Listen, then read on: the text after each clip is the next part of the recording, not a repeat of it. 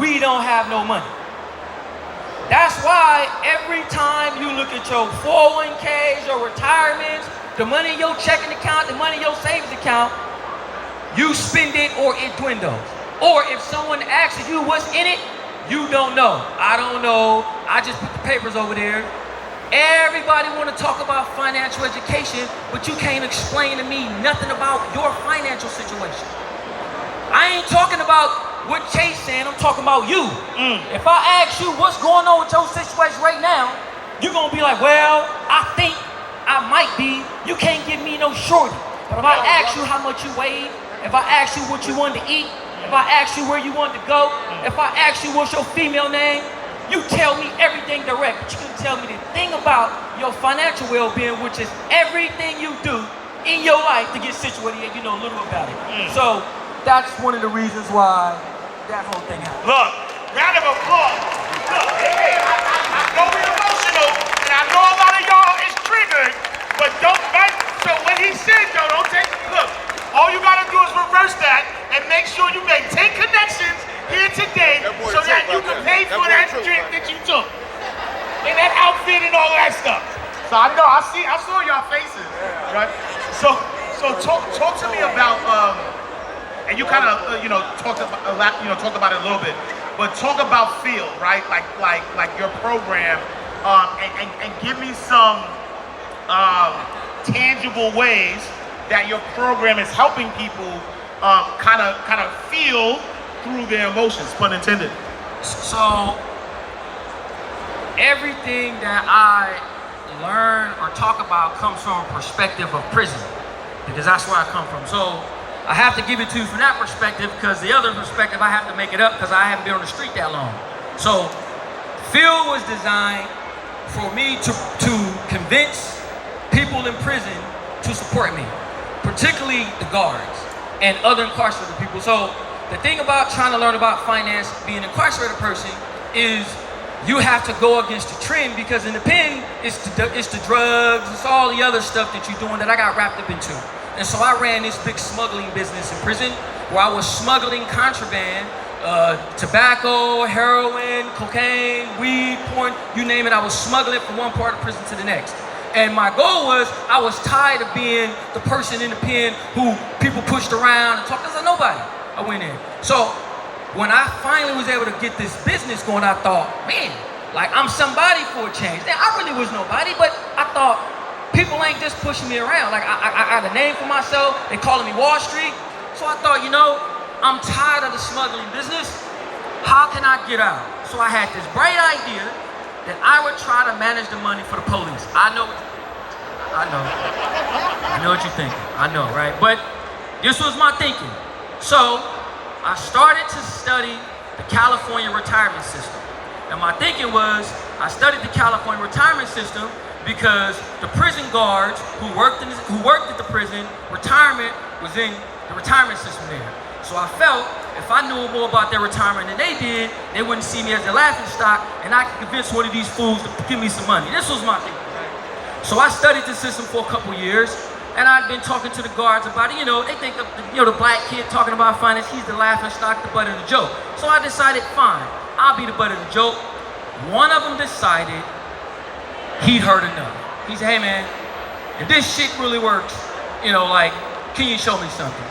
And basically what I did was told him, to go to his retirement. He'd bring me the paperwork, and I'd look at the paperwork like I knew, and then tell him, go print this and bring it back, and that's how I did it. So he went, he moved about $25,000 from his retirement to an account. Now, we didn't really make very much money, maybe a couple $1,000. And I told him, don't tell nobody. He told everybody. I mean, this fool told all the guards, man, look here. So, I'm thinking, not that big of a deal, but now they coming, 10,000, 25,000, 30,000, and it's all retirement money.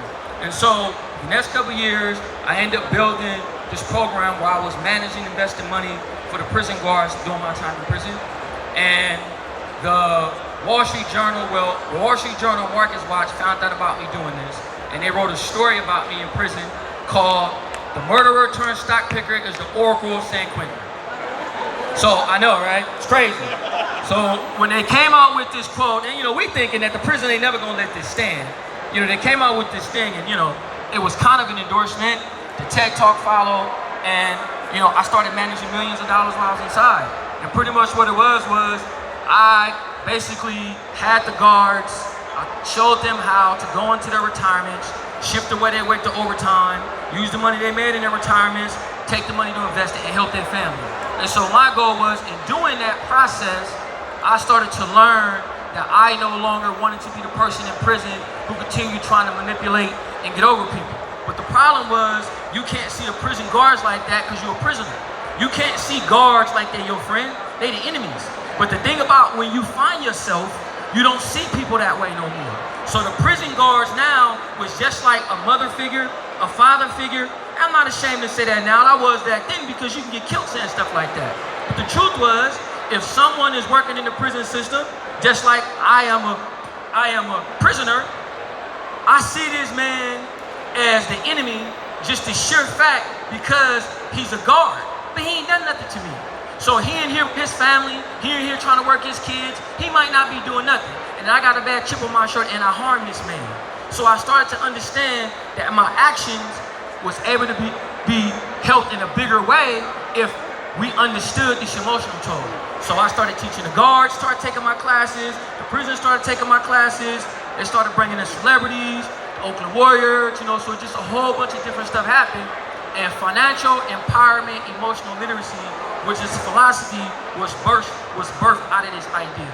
And the thinking was that if you can understand how you feel about yourself first, not the money, right? First. And I'll say this briefly. I used to be in debt in prison, and it's gonna sound crazy, eating cereal. Now, I love cereal. Now, I don't have a lot of memories from my childhood because I went in prison young, and prison screwed me up where the trauma, right? So there's a certain level of trauma trying to memorize things. But I remember that when I was younger, I used to sit in front of the TV and eat cereal and feel this like childhood moment, right? This was the closest I got to my childhood. And when I was in the pen, I used to buy cereal from the canteen, and I would sit up on my bunk after the day, put the cereal in the bowl, and it would take me back to the same moment of my childhood. And I would be hundreds of dollars in debt eating cereal. It was people in the prison that would go get packages and sell the cereal back to me for double the price because they knew I eat cereal that much. Now, this sounds crazy over the cereal, right? But the cereal wasn't the problem. It was the emotions that was attached to what I got from eating the cereal.